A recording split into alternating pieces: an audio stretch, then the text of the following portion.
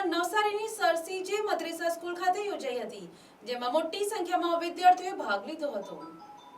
નવસારીની sir CJ મદ્રેસા school ખાતે તાલુકા કક્ષાની ખેલ મહાકુંભ 2025ની સ્પર્ધાનું આયોજન કરવામાં આવ્યું હતું। આ અંતર્ગત kabaddi, kho kho, volleyball, athletics, chess અને યોગા જેવી વિવિધ રમતો યોજાઈ હતી। વેકેશન બાદ શરૂ થયેલ આ ખેલ મહાકુંભને લઈ વિદ્યાર્થીઓમાં અનેરો ઉત્સાહ જોવા મળ્યો હતો। ખેલ મેદાનમાં વિદ્યાર્થીઓ ઉત્સાહભેર ભાગ લઈને પોતાની પ્રતિભા દર્શાવી હતી। શારીરિક તંદુરસ્તી સાથે ખેલ ભાવના વિકસે તે હેતુસર યોજાયેલી આ સ્પર્ધામાં વિદ્યાર્થીઓ ઉત્સાહપૂર્વક ભાગ લીધો હતો। એથ્લેટિક્સની અંડર 19 કેટેગરીમાં આશરે 450 જેટલા ખેલાડીઓ, જ્યારે અંડર 17 કેટેગરીમાં અનેક વિદ્યાર્થીઓએ ભાગ લીધો હતો। વિવિધ રમતોમાં પોતાના શ્રેષ્ઠ પ્રદર્શન દ્વારા વિદ્યાર્થીઓએ ટીમ સ્પિરિટ અને પ્રતિભા બંનેનો પરિચય આપ્યો હતો। સ્પર્ધામાં વિજેતા બનનારા ખેલાડીઓ હવે જિલ્લા અને રાજ્ય કક્ષાની ખેલ મહાકુંભ સ્પર્ધામાં નવસારી જિલ્લાનું પ્રતિનિધિત્વ કરશે। શિક્ષકો અને રમતગમત વિભાગના અધિકારીઓ ખેલાડીઓને અભિનંદન પાઠવ્યા હતા અને આગામી રાઉન્ડ માટે શુભેચ્છાઓ વ્યક્ત કરી હતી।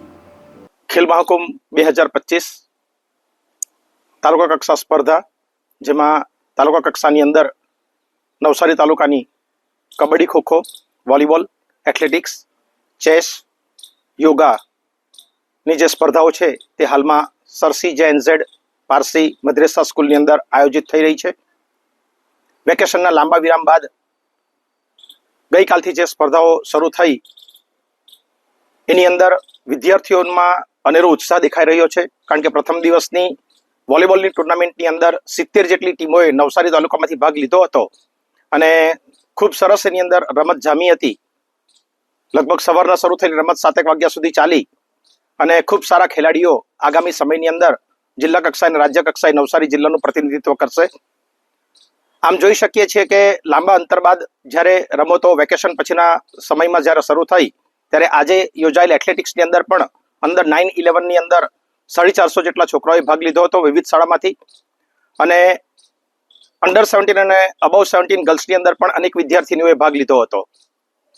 આવનારા સમયની અંદર રાજ્ય કક્ષા સ્પર્ધાની અંદર નવસારી જિલ્લો સારામાં સારું પરિણામ પ્રાપ્ત કરે એવું અત્યારે દેખાઈ રહ્યું છે, કારણ કે વિદ્યાર્થીઓનું કવચ, વિદ્યાર્થીઓ જે રીતે સ્કિલફુલ તૈયાર થઈને આવે છે, પ્રેક્ટિસ વિદ્યાર્થીઓ એની અંદર સામેલ છે અને એને કારણે સારામાં સારું પરિણામ પ્રાપ્ત થાય એ દિશામાં વિવિધ શાળાના જે કોચિસો છે એ લોકો પણ મહેનત કરી રહ્યા છે। Bureau report NTC news Navsari.